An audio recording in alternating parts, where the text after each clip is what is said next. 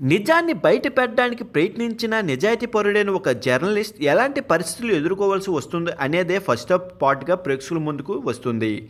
నిజాన్ని ఎవరు ఎక్కువ కాలం దాచలేరు అనే కోణంలో సెకండ్ హాఫ్ సాగుతుంది. దర్శకుడు సహజత్వాన్ని ఎక్కువ ప్రాధాన్యత ఇచ్చాడు. ఉత్కారం రేకెత్తించే సన్నివేశాలు కూడా ఆయన చాలా సింపుల్గా తెరపైకి తీసుకుని వచ్చారు. సమర్, అమృత గిల్ ఇద్దరు కలిసి ఆధారాలు సేకరించే విధానం కూడా ఎలాంటి కుతూహలాన్ని రేకెత్తించలేకపోయింది. ఆధారాలు బయటపడడం కూడా చాలా తేలిగ్గా జరిగింది. అందువల్ల ఆడియన్స్కి పెద్దగా ఏమీ అనిపించదు. ఏం జరిగిందో అనే ఒక ఆసక్తి కలుగుతుంది.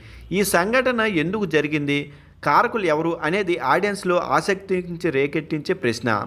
ఆ విషయాన్ని లోతుగా, బలంగా, నేరుగా చెప్పడానికి దర్శకుడు ప్రయత్నించలేదు.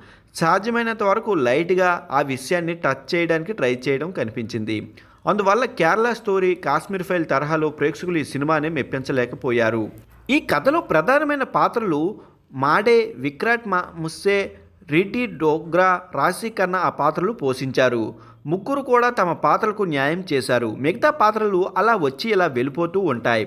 అమూల్యమైన చౌదరి ఫోటోగ్రఫీ, కార్తిక్ కుసుబ్బు, అఖిల్ సంచిదేవ నేపథ్య సంగీతం, మానవ్ సాగర్ ఎడిటింగ్ పర్వాలేదు అనిపించింది. యథార్థ సంఘటనలు సాధ్యమైనంత దగ్గరగా చూపించడానికి ప్రయత్నించారు.